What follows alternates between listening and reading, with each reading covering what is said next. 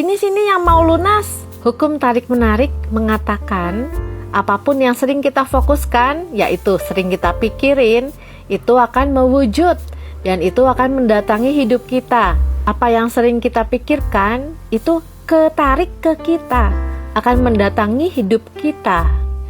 Jadi kalau dalam keseharian seringnya mikirin utang, maka utangnya akan tambah banyak. Tapi sebaliknya, kalau kita bisa memikirkan uang dalam arti meyakini bahwa Tuhan sedang membukakan pintu rezeki, uang datang, atau lunas ajaib ilahi, kita sedang menyerahkan semua masalah kita kepada Tuhan dan mempercayakan semuanya akan dimudahkan, dibukakan pintu rezeki oleh Tuhan.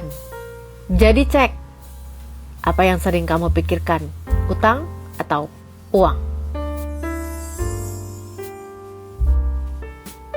Cara melunasi hutang yang kedua, kamu tidak bisa menarik uang untuk melunasi hutangmu kalau kamu tidak nyaman dengan uang yang kamu miliki saat ini. Mulai menghargai berapapun jumlah uang yang ada di dalam dompetmu. Sadari dan syukuri kita menyapa uang yang ada di alam semesta. Ada di dompet orang, ada di bank, ada di mana-mana. Sadari dan syukuri. Ya, betul. Perasaan rasa syukur ini akan menarik uang ke dalam hidupmu. Bayangkan, uang punya mata dan mereka sedang melihatmu dari seluruh penjuru dunia. Mereka semua melihatmu. Hai, aku mencintaimu, terima kasih.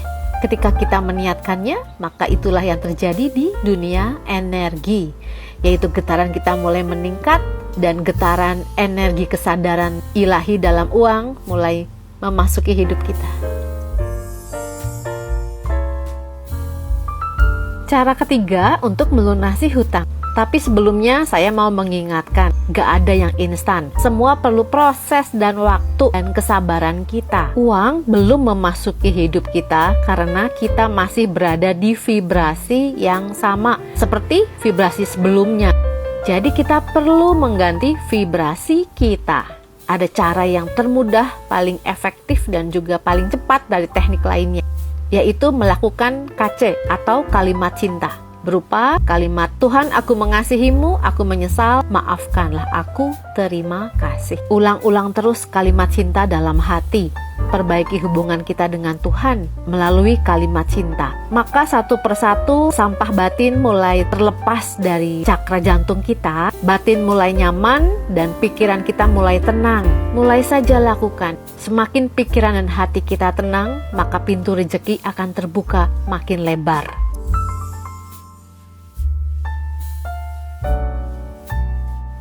Ungkapkanlah pikiran dan perasaan positif tentang uang. Dengan begitu, Anda sedang menarik keadaan, orang-orang, dan kejadian-kejadian yang mendatangkan lebih banyak uang ke dalam hidup Anda. Diambil dari buku The Power, karya Rhonda Byrne. Ini lanjutannya buku The Secret, ada di keranjang kuning saya ya.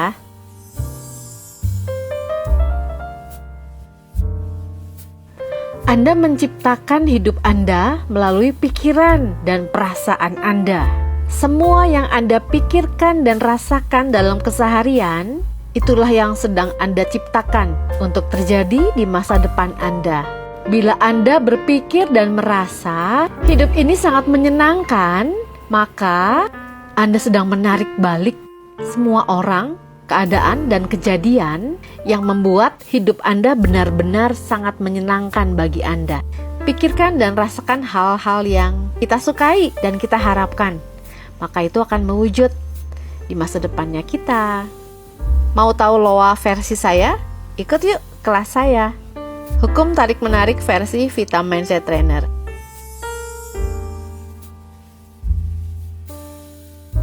Kata siapa? Kalau rajin afirmasi pasti terwujud. Kamu pernah capek udah rajin afirmasi tapi belum juga mewujud?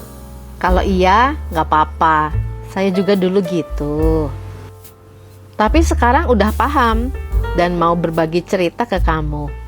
Jadi, afirmasi itu dilakukan setelah mental block kamu beres. Afirmasi gak akan jalan kalau mental blocknya masih banyak. Misalnya, sering merasa takut, gelisah, sering mikirin tentang masalah. Kalau ditambah lagi dengan ngulang-ngulang afirmasi, kamu bisa pusing sendiri dan capek. Jadi perbaiki dulu pikiran liarmu yang sering mikir kesana kemari dengan melakukan teknik KC kapanpun dan dimanapun yang rajin ya. Yaitu kalimat cinta. Tuhan, aku mengasihimu, aku menyesal, maafkanlah aku, terima kasih.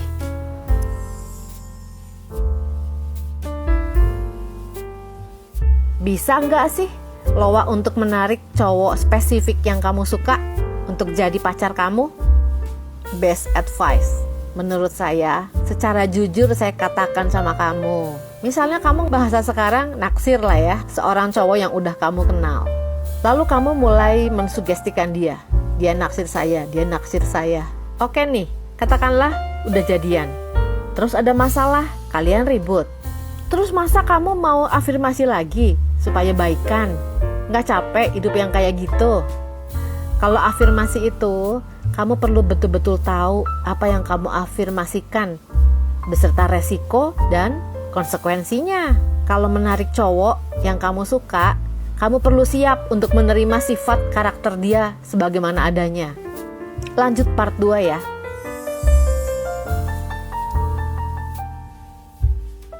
Apa efek psikologis dari mengafirmasi cowok yang kita taksir? Satu kali katakanlah kamu berhasil narik cowok idaman kamu, lalu putus. Terus nanti ketemu cowok lain dan kamu melakukan kembali teknik afirmasi kamu. Terus nggak berhasil-berhasil.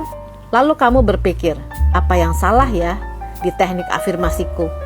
Kok cowok yang kali ini belum naksir juga? Kamu jadi mulai mengontrol orang lain.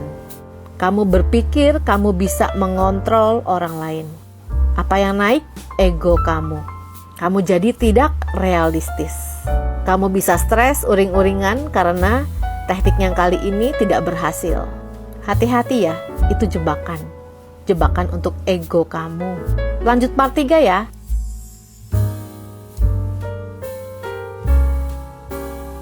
Masih tentang cowok idaman. Cewek itu lebih enak dikejar, ya nggak?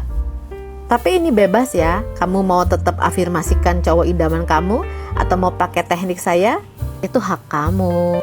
Yang saya lakukan untuk attract cowok idaman saya. Waktu itu saya puasa selama 6 bulan, hari Senin, Rabu, Jumat. Dan saya mempercayakan pria idaman ini kepada Tuhan. Saya percaya nanti akan ketemu dengan pria ini, karena saya percaya pengaturan Tuhan lebih baik daripada pengaturan saya. Saya juga sering bilang dalam hati, Tuhan, saya suka cowok yang suka pegangin tangan saya di mana-mana. Tuhan, saya suka cowok yang perhatian. Tuhan, saya suka cowok yang romantis dan lain-lain. Jadi saya tidak mengafirmasi cowok tertentu, tapi bebas, gimana Tuhan aja. Dan akhirnya saya bertemu pria tersebut.